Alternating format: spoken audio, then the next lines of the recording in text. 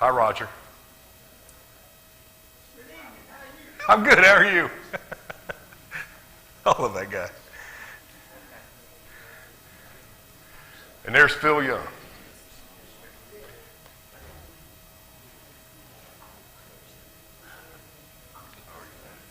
I'm good, buddy. How are you? Good. Good evening, everybody. It's good to see y'all here tonight. We're going to get started here in a minute.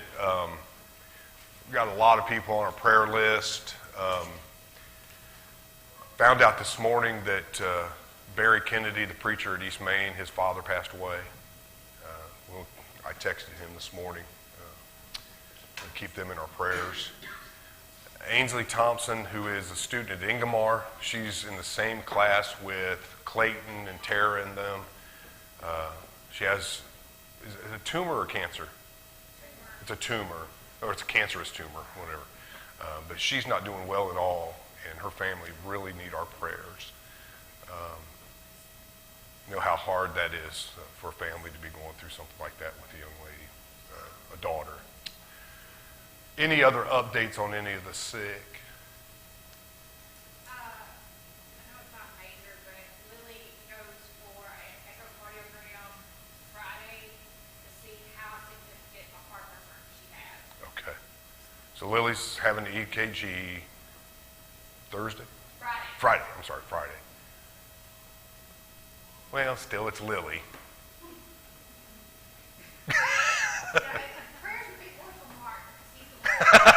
Pray for Mark taking her. Are they going to be able to keep her still long enough to do it? Years ago, when David was little, he had to have chest x-rays. They put him on this little thing, put his hands up over his head, and they wrapped him in this to hold him like this, and he's screaming and crying. Oh, it was awful. Terrible. So keep Lily in our prayers. Anybody else? I would like to ask for prayers for a friend and a co-worker of mine. He lost his brother in that plane crash a couple of days ago. So if y'all don't mind, please keep the Abbott family. Abbott? Abbott. Okay. Keep the Abbott family in our prayers. Friends, co-workers of Travis, his brother passed away in the plane crash. So, Mike, you had a... Yes, John. Do you have a hernia procedure? Is that what it was? And he's home. But John's got a lot of other issues going on as well. But we certainly need to keep John and Kim and the whole family in our prayers as they continue to struggle with his health too. Just so much going on right now. It seems like we have times when there's not a whole lot going on, and your eye hurts. You're having cataract, or you have an MRI of the brain. One there, behind your eye. This may answer some of the questions that you've been asking in Bible class.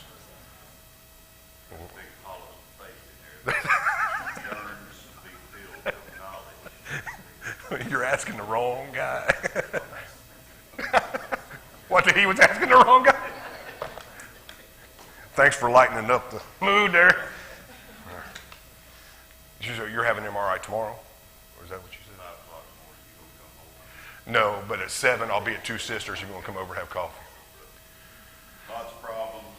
Nothing adds up to be normal. Well, Phil's been having a lot of problems with his eyes since he had cataract surgery, right? And he's... That was good. Yeah. But something happened afterwards, and he's had problems with his left eye, I think. Is it left eye? And so he's having some more tests run for that. Anything else? Happy birthday, Brian. Thank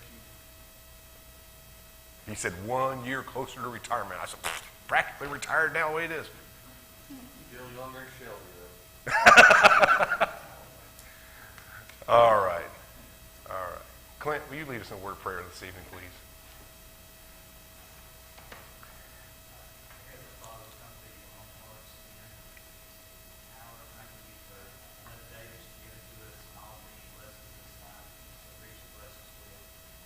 Father, we're mindful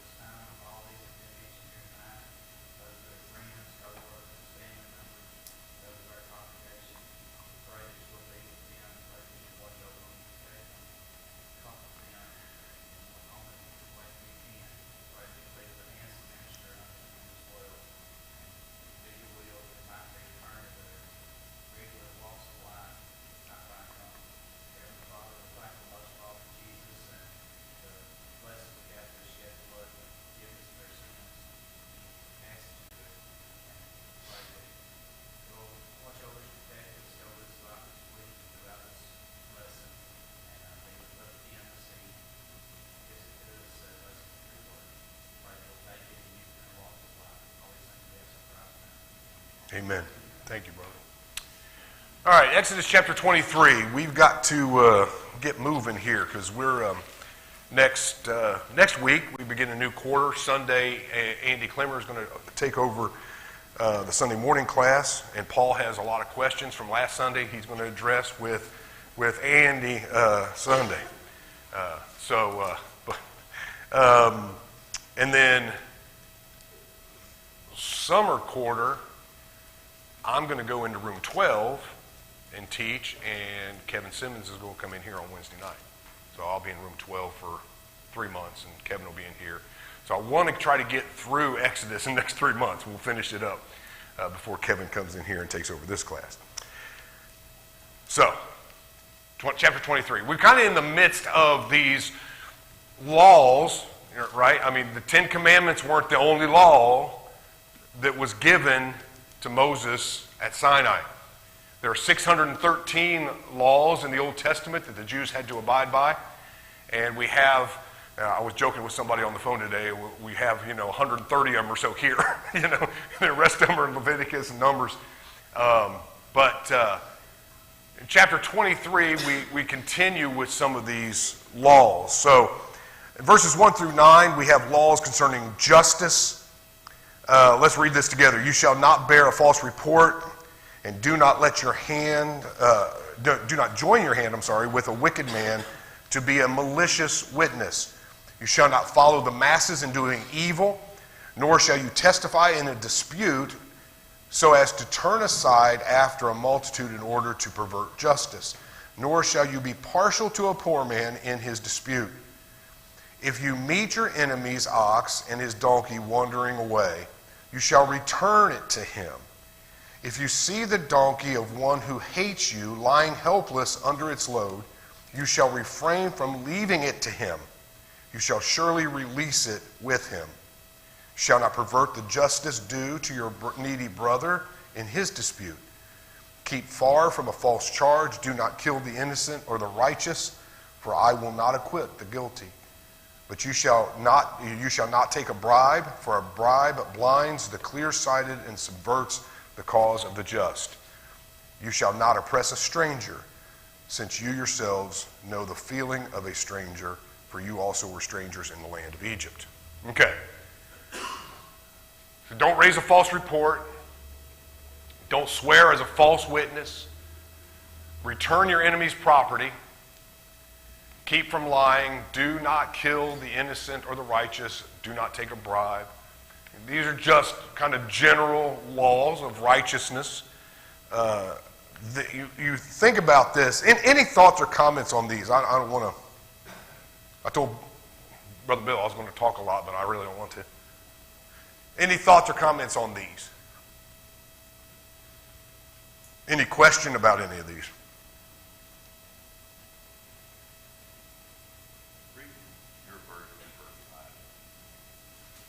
If you see the donkey of one who hates you lying helpless under its load, you shall refrain from leaving it to him.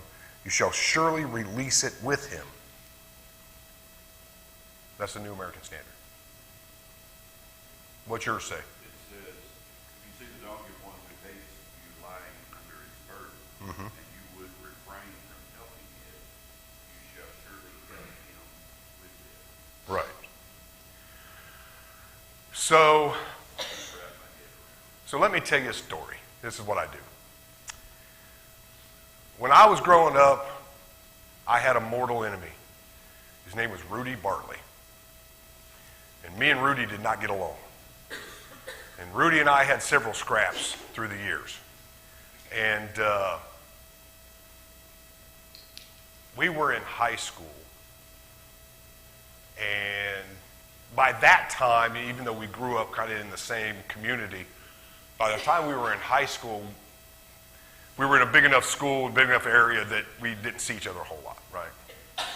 And one day, I think it was like my senior year in high school, my brother and I were on the way to school and our car broke down.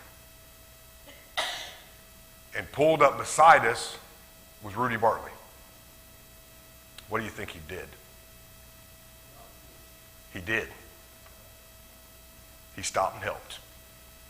What would I have done if I'd have pulled up and it was Rudy sitting there I might have. To be honest with you, I did not like him. And I think that's kind of the idea here, right? If your enemy's cart is broke down and he's having trouble getting the ox up and back on the path, you don't just wash your hands of it, walk on by, and leave him there to deal with it by himself. You stop helping. You would refrain from helping it. You would. That was What was. that's what was throwing me off. So you see him, you're walking along and you see him there, and you would refrain from helping him. God says don't. Don't refrain from helping him. That's right. Yeah. And that's the interesting thing with so much of this, right, Richard? And we talk about it with regard to the Ten Commandments. I think it's Romans chapter 9. They're, all except for the first 4, all of the laws of the Ten Commandments are reiterated except the Sabbath day, right? In the new law. I hesitate, I don't know, maybe you can help me with this. Maybe there's a better way to say this. I hesitate to say that there were laws that were carried over. How would I say that better? There are laws in the old law and the new law that are the same because the nature of God is the same. And they are laws of justice, laws of righteousness, and that never changes. The law may change, but those aspects of the law are always going to be there. Regardless of whether it was during the patriarchal age or the Mosaic age or the Christian age, those laws are always there. How you treat others, how you worship God, or as far as putting God first in your life, right? Those kind of things. They're going to be there. So do we believe the Old Testament? Absolutely. We wouldn't be studying it if we didn't. But did the old law, was it put away? Well, sure it was. We talked about that a few weeks ago on Sunday morning in one of the sermons. But there are a lot of these laws, a lot of the 613 laws, that are reinstated or... Like reincarnation of Yeah, I don't know if that's the right word, but yeah, I get what you mean, right? Yes. Just the idea of it, going through, they were doing others. You have been doing you in Galatians chapter 6. Talks about let us do good to all men. Especially those of the house of Right. faith. So that Jesus said, love your enemies. Right. So the principles have never changed. That hasn't changed. Right? And there's some of those principles, you read about those in the old law, but you also read about those principles again in the new law when it was established as well. Yes. Righteousness of God hasn't changed. Correct. That's right. God's still, God is. God's That's right. who he was, still is. Right. Very good. Anything else? All right. Verses 10 through 13, you have the Sabbath land laws. You shall sow your land for 6 years, gather in its yield. But on the 7th year you shall let it rest and lie fallow, so that the needy of your people may eat, and whatever they leave the beast of the field may eat. You are to do the same with your vineyards and your olive groves. 6 days you are to work, but on the 7th day you are to cease from your labor, so that your ox and your donkey may rest, and the son of your female slave, as well as your stranger, may refresh themselves. I think there again, verse 12, Bill, we have that do good unto both, right? You do for your female slave, and as well as the bondservant that is in your home, the one who is in your employ, but also to the stranger that has come into your land. Stranger in verse 9 and verse 12 are literally like a foreigner. Correct. That's correct. Yep. So you have the Sabbath, the day of rest, on the 7th day of each week, but you also have a yearly Sabbath every 7 years. So you have 6 years that you harvest and you do all that, in the 7th year you let the land rest. And it's just, there's and somebody else could probably speak to this better than I could. There's probably some real practical wisdom in letting the land rest, right? I've always assumed though that they wouldn't. I don't see you being able to let the whole land rest. I've always assumed they rotated it around or whatever. It's like, Yeah. there's areas out west or whatever where that's what they do. They file a land every third year or whatever. Yeah, I wonder, I'd have to go back and look at it more particularly, but yeah, I wondered about the same thing. Was it, maybe my 7th year of my land doesn't fall the same 7th year of your land, but each individual. So it wasn't like a nationwide thing, right? Like that's kind of what Mark's describing, isn't it? Like you could say I had it on rotation. Right.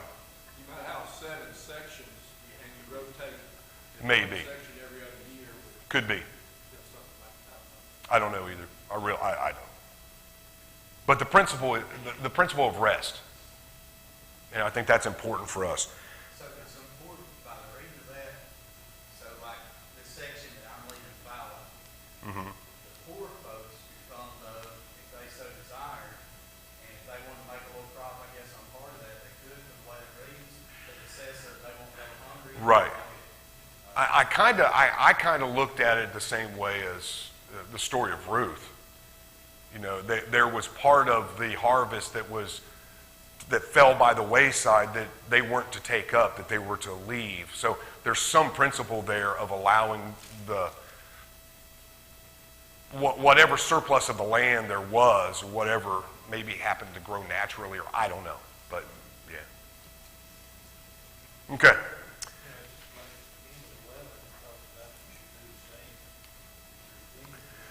Right.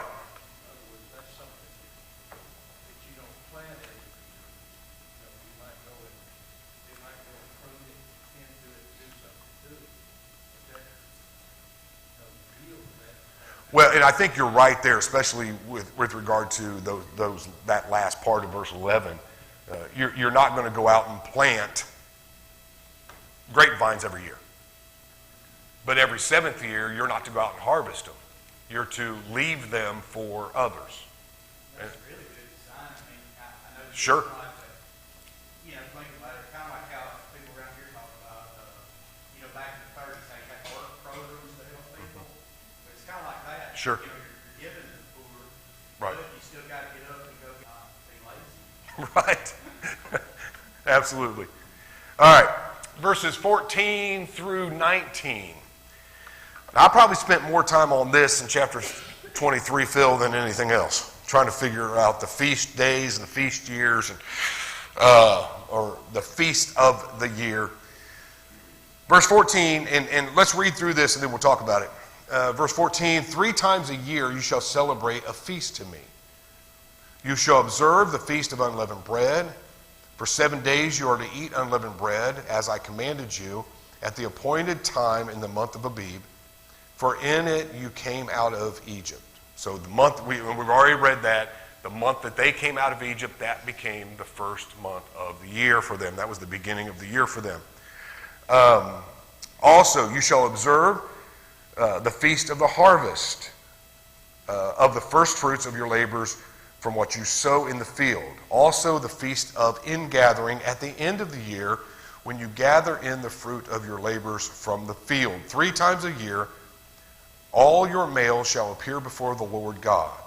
You shall not offer the blood of my sacrifice with unleavened bread, nor is the fat of my feast to remain overnight until morning. You shall bring the choice first fruits of your soil into the house of the Lord your God. You're not to boil the young goat in the milk of its mother. All right. Aren't there more than 3 feasts? How many feasts are there?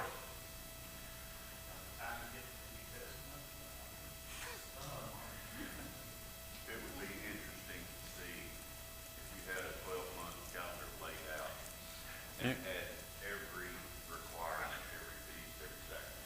So I've actually seen those, and I actually looked at some of those, and I probably should have. We think 3 times a week. Right? So to understand what's being said here, you have to. So I mentioned this in a lesson. I mention this all the time when we talk about context. I got a phone call today from somebody saying, "Help me understand this because somebody said this about this Bible subject and it's just way out in left field, didn't make any sense." And as we discussed it, the reality was that whoever this person was taking one verse out of context and doing a lot of theological gymnastics with it. And way out in left field. But it didn't take long for us to just sit down and look at the scriptures and look a couple chapters earlier and look at a couple different verses. This is what it means when you look at the context, okay? So in Leviticus chapter 28, 23. Leviticus chapter 23, and we're not going to take the time to do it tonight, but because it's really the whole chapter, even into chapter 24, it lays out all of these feasts. There's 7. There are 7 different feasts. But the thing is, a lot of them are joined together. Okay? So let me try to make some sense of this. The first feast is the Feast of Passover. Passover feast takes place on the 14th day of the first month.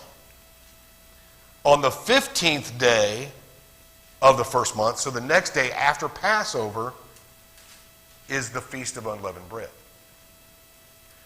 So Passover is tied to the Feast of Unleavened Bread in verse 15. Okay? So there's 2 feasts on 2 days, but it's all kind of the same time. Does that make sense? Yes, right. And they have multiple feasts during that season. This is the time of planting. Okay? And so that's what the Feast of Unleavened Bread is. It's about the time of planting. The next feast then is the Feast of Harvest. This is tied in with Pentecost. So 5 weeks after is when they got the first fruits from their labors. And so Pentecost and the Feast of Harvest are part of the same season, those 2 feasts. Then you have the Feast of Ingathering. This is at the end of the season when they take up the second harvest. Okay? With it comes the Feast of Trumpets and the Feast of Tabernacles or Tents. It's all the same season again, okay? And so those are the 7, but they're all part of these 3 distinct seasons, okay? They all revolve around the time of planting, the time of the first harvest, 7 weeks later, and then the time of the second harvest at the end of the growing season. Okay? Clear as mud. All right. Anything else? You know, it makes me think about it building a nation out of these people.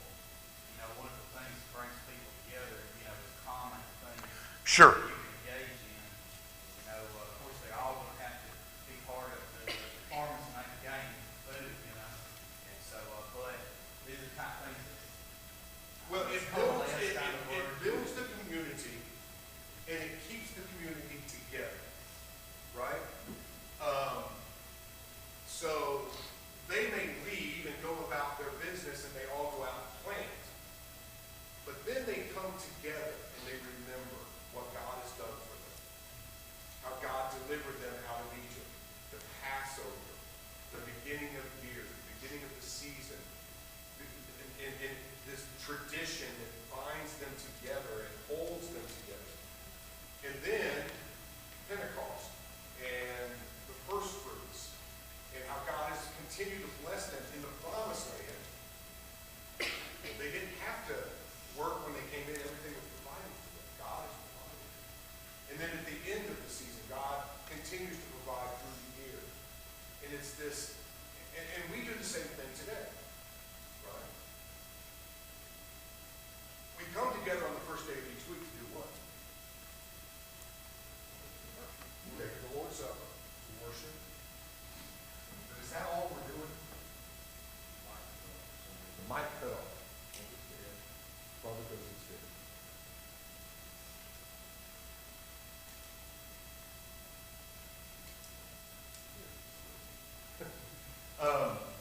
So we gather together on the first day of each week to worship, to remember the Lord's death, burial, and resurrection, right? Or his death through the communion. But what else do we do? We sing, and part of our singing does what? It teaches, it admonishes, it corrects, it makes us think. If we're, and I talked about this, you know, if we're really listening, remember we talked about that Sunday, we're listening to the words that are being sung. We're listening to what it's teaching, what it's admonishing, and how we're doing this together. But we also come together and we fellowship. We're building, you know, and then, you know, we have our care team. Since he started with the Ten Commandments, but it's a thou shalt. You know, the consequences on each one of them.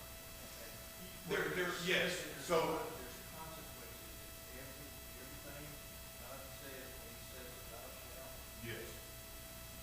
I want to build on that, Richard, because that really ties into the last part of this chapter, from 20 through 33. Because what you have, requiring of his people, right? You're to not have any other gods before me. You're to treat each other this way. You're to treat the stranger this way. You're to offer these sacrifices. You're to keep these feast days, these festivals. Here's what you're supposed to do. And then in verse 20, God says, and here's what I do. This isn't a one-sided deal. It's a covenant between God's people and God. And if they don't, there are consequences. Do something to do with this covenant relationship, right? Quickly, let's read through this. Behold, I am going to send an angel before you to guard you along the way, to bring you into the place which I have prepared. Again,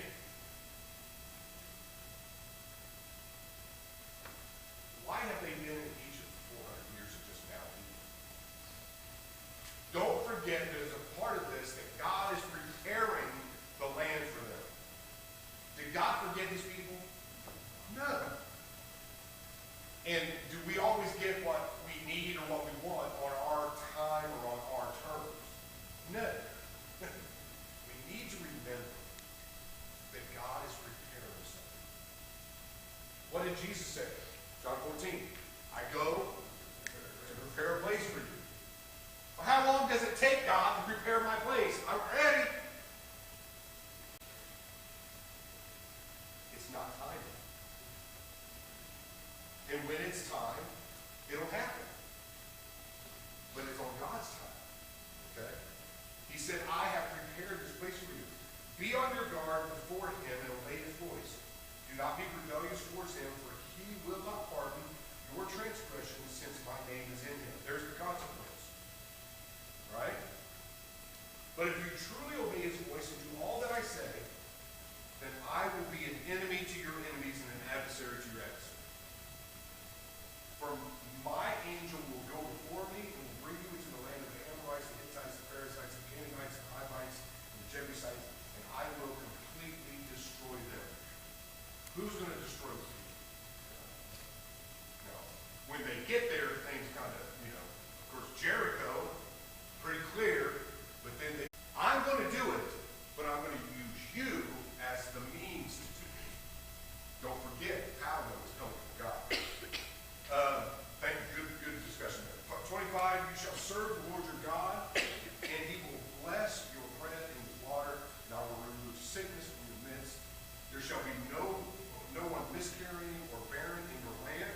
I will fulfill the number of your send my terror ahead of you and throw into confusion all the people among whom you come.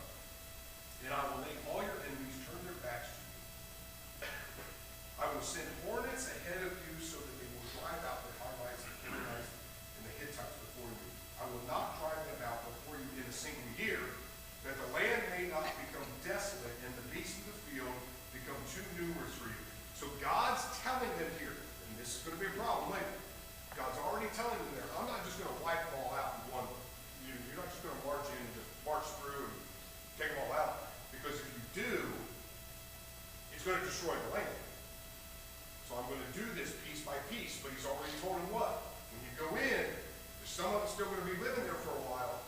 Don't worship their gods. Don't intermingle with them. Don't. Well, what happens?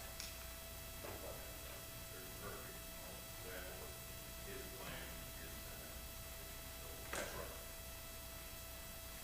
Our job is just, it's like my, and I know I've said this before, it's like my wrestling coach used to say, just do what I say.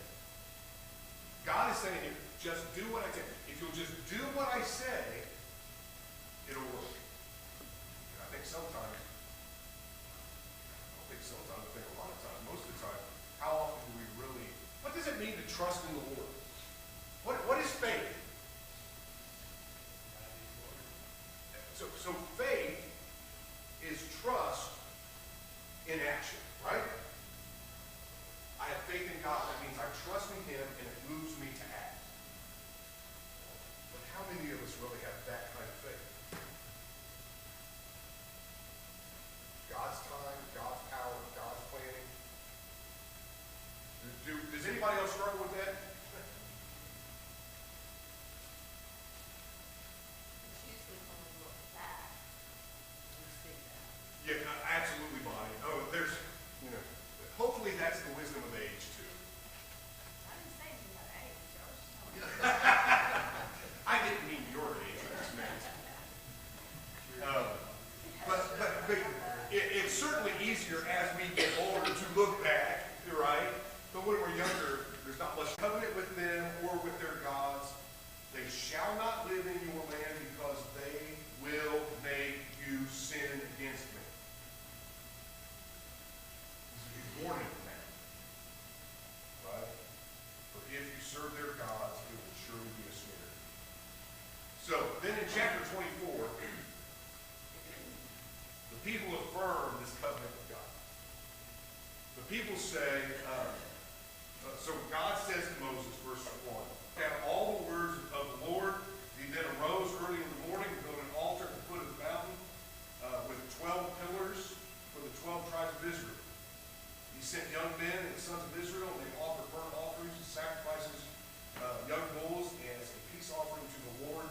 Moses took half the blood, put it in basins, the other half of the blood sprinkled on the altar. Their ability to be able to approach God, to be in this relationship. Okay? So Moses goes up with Aaron, Nadab, and Abihu, the 70 elders of Israel, and they saw the God of Israel, and under his feet there appeared to be a pavement of sapphire as clear as the sky. Yet he did not stretch out his hand against the nobles of the sons, and they saw God, and they ate and drank. Now, what's the problem in verses 9 to 12? As we just read that, do you see any problems here? Okay, one, they're not supposed to go up. But I'm thinking about something in the language here of what's said that seems odd. They see God, and there's going to be some, in a few chapters when we get here, God's going to tell Moses, you can't see me. So what does it mean that they saw God? It has to be, right? So there has to be, they saw something that represented God. And I know that because, and this is important throughout prophetic scripture, even through Revelation, right? He says, there appeared to be a pavement in the way to God, is what it's expressed. All right? So Moses goes up on the mountain for 40 days, 40 nights, and he comes back down with further instructions. We'll get into the tabernacle next week. We probably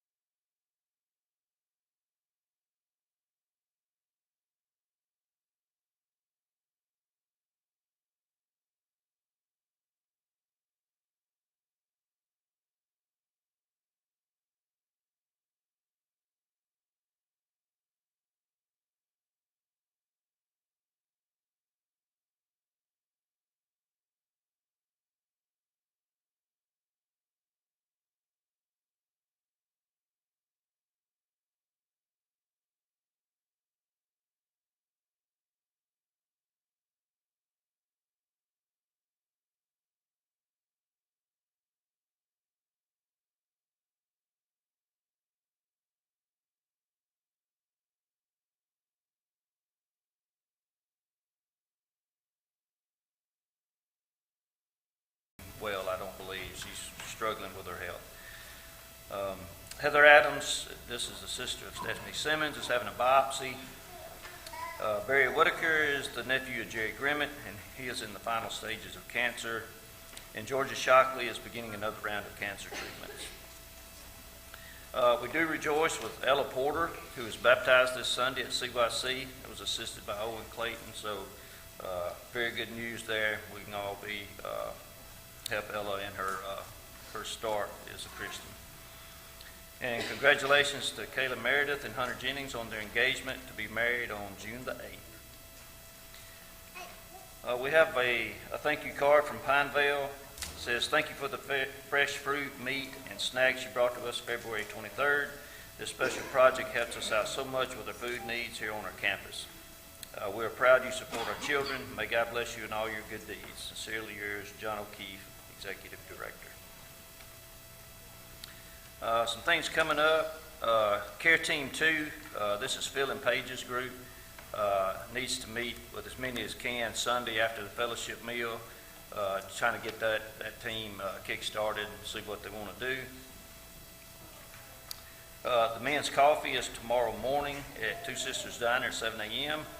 The first Sunday fellowship meal is this Sunday.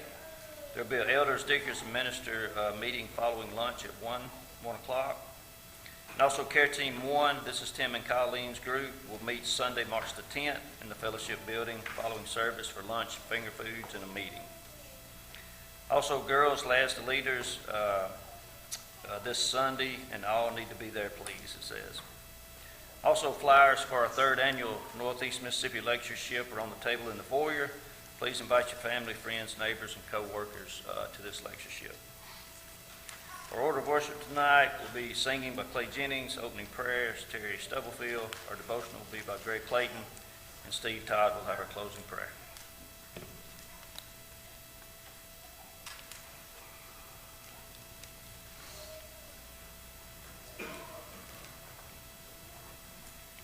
If you would, mark number 800. Number 800.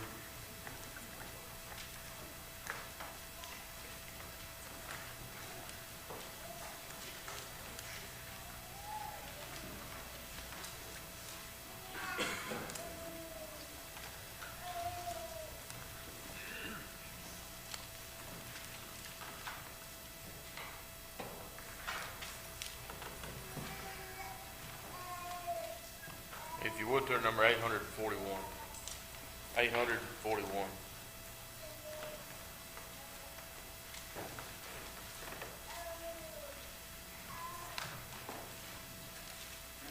If the skies above you are gray, you are feeling so blue. If your cares and burdens seem great all the whole day through, there's a silver lining that shines in the heavenly land. Look by faith and see it, my friend. Trust in His promises, friend. Sing happy, happy, happy, praise.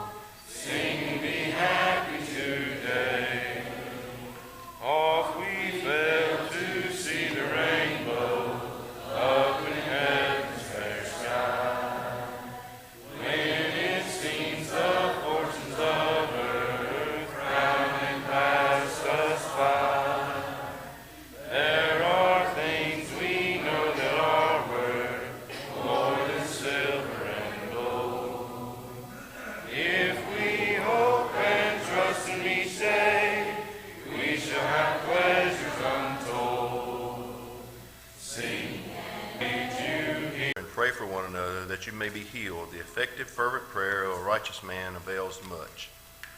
Colossians 3:9.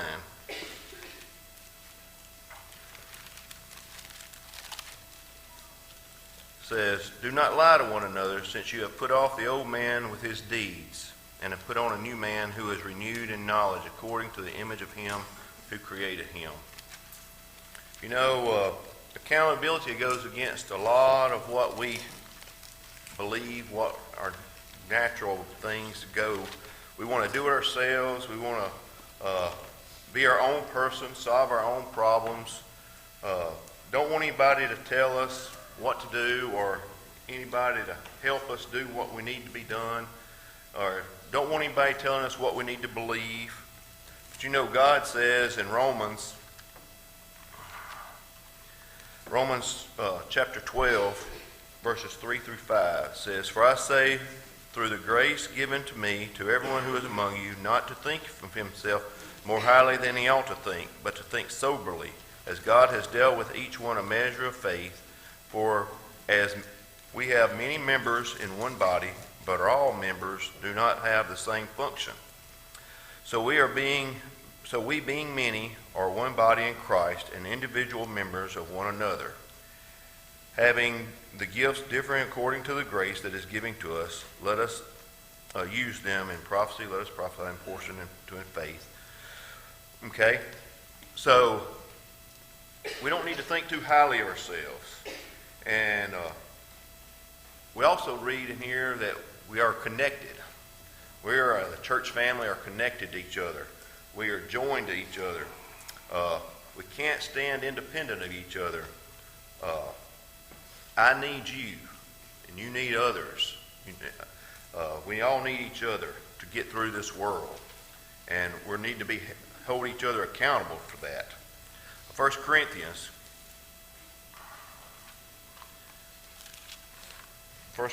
20.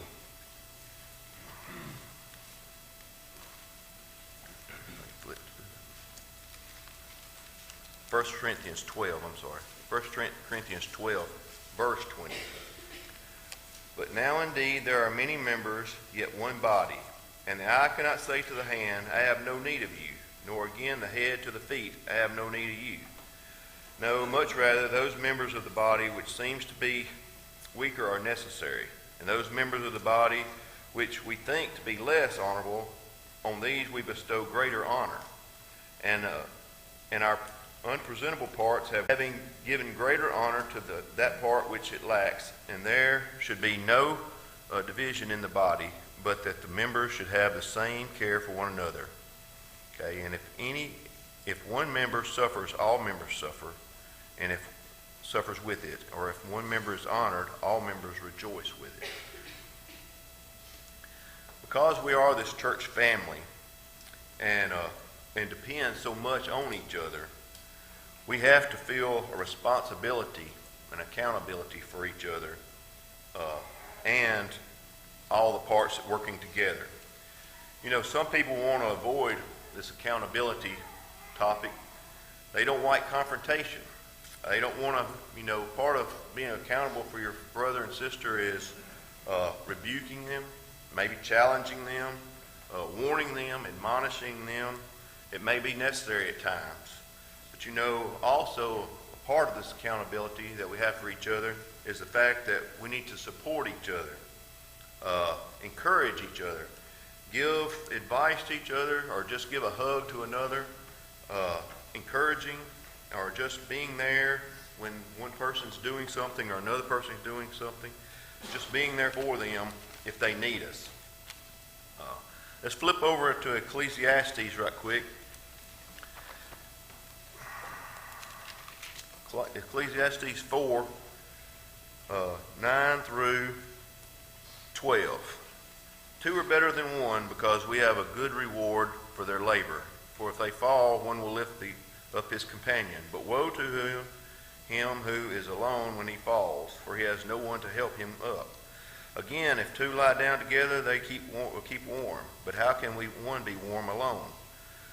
Though one may be overpowered by another, two can withstand him. and a three-chord chord is not quickly broken.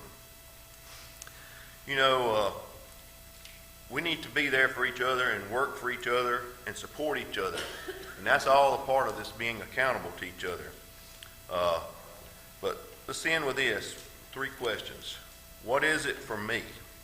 James, turning back to James 5:16, it said, confess your trespasses one to another and pray for one another that you may be healed. We have a healing that can happen when we work together to get and confess and pray for each other. We have a healing process that can help us get through this. Okay, what's in it for others? Colossians 3:9 and 10 says, do not lie to one another, since you have put off the old man with his deeds and have put on a new man who is renewed with knowledge. Okay, so people seeing the new life, seeing us living this new life, they can see Christ living in us and encourage them to do better or follow in the footsteps of God. Okay, so what's in it for God? Ephesians 5:21 says, submitting to one another in the fear of God. God's to design the church to work best when its members are all there for each other. When we're all there holding each other up, helping each other out in tight spots, there to encourage each other, to comfort that person. You know, if hard to get to know each other, hard to be accountable for each other if we don't know each other that well. If we run out the back door as soon as the amen said, and I know sometimes we've got places we got to be, things in this world that are happening, or if we just meet on the Sunday mornings and Wednesday night, and that's the only time we get to see each other, it's hard for us to know what's going on in each other's lives to be able to be accountable for that person.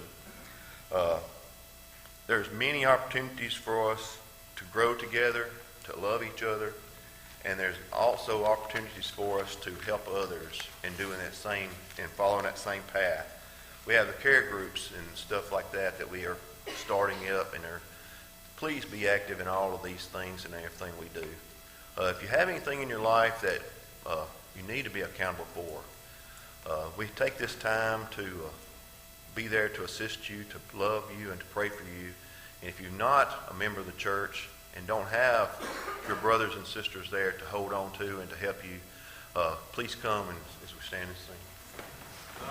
All sweetly rings over land and sea, bidding us look to realms above, while the light from the throne shines for you and me. Let us listen to the call of love. Zion's call is ringing, coming from the throne above. How we hear it ringing, let us heed the call of love. While we tarry below, there is work to do, and our strength cometh